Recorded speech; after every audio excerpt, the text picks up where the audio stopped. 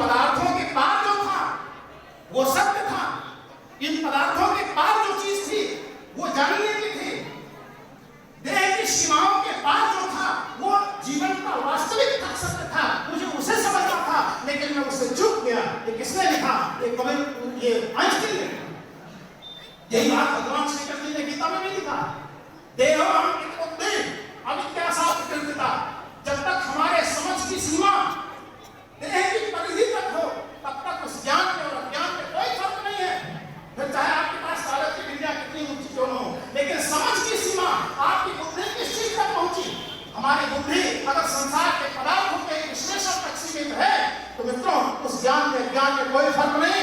लेकिन नहीं देहास्थित आत्मा की, मैं देह नहीं मैं आत्मा हूं। जिस दिन आपके समझ की सीमा बाहर से सिमट करके भीतर आती है, जब भीतर दृष्टि डालती है, ये आंखें जब भीतर देखना शुरू करती हैं और अपने आत्मतत्व का दिल दर्शन करती है, देखते बनते उस दिन व्यक्ति ज्ञानी है, उस दिन व्यक्ति विद्यार्थी है। विद्या उस दिन आती है, उस दिन आप विद्यावान बनते हो। तो वो चीज क्या है? वो चीज हमारे भीतर की है। अब उस भीतर की चीज को विकसित अगर करना हो तो हम कैसे करें? अब उसके सूत्र समझ लीजिएगा।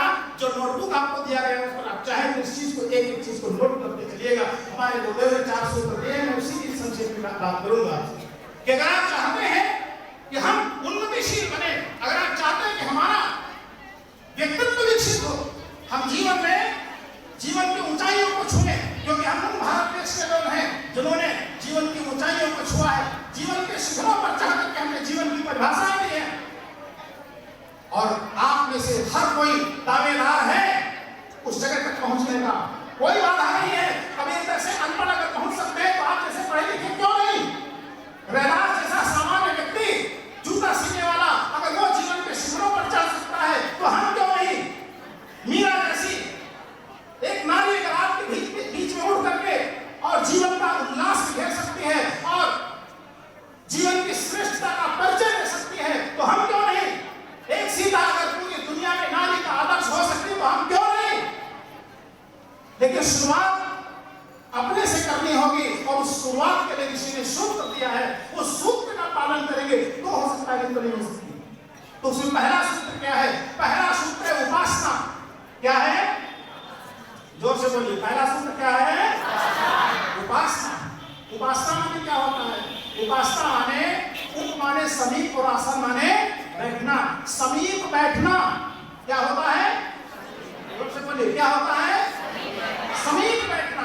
जो बात अभी हमने आपसे कही, नदी के किनारे बैठोगे तो ठंडी लगेगी, गुण धर्म का प्रभाव आपको जरूर प्रभावित करेगा। आग के पास बैठोगे तो गर्मी लगेगी, बर्फ के पास बैठोगे तो ठंडी लगेगी, भगवान के पास बैठोगे तो जो भगवान की प्रकृति है वो आपके भीतर आना शुरू होगा। अब भगवान कौन है? तो परम पूज्य गुरुदेव ने कहा गुणों और आदर्शों के समुच्चय का नाम भगवान। भगवान की कोई परिभाषा आपसे पूछे तो क्या बताएंगे? गुणों और आदर्शों के समुच्चय का नाम भगवान। समझ में आएगा? माने आप भगवान के पास बैठेंगे तो क्या मिलेगा? उनसे गुण मिलेंगे। गणेश के पास बैठो तो विवेक मिलेगा, सरस्वती के पास बैठो तो उससे बुद्धि मिलेगी। ऐसे ऐसे सारे देवी देवता किसी न किसी गुण धर्म को अपने आप में समझते हैं। उनके पास बैठोगे तो वो गुण हमें मिलेंगे। इसको हम क्या कहते हैं? उपासना कहते हैं। इसका बड़ा चमत्कारी परिणाम होता है। बैठने का, समीपता का बड़ा प्रभाव होता है। आप बताइए, आग का रंग कोयले का रंग कैसा होता है? काला लाल? लाल किसने कहा? कोयले का रंग कैसा होता है?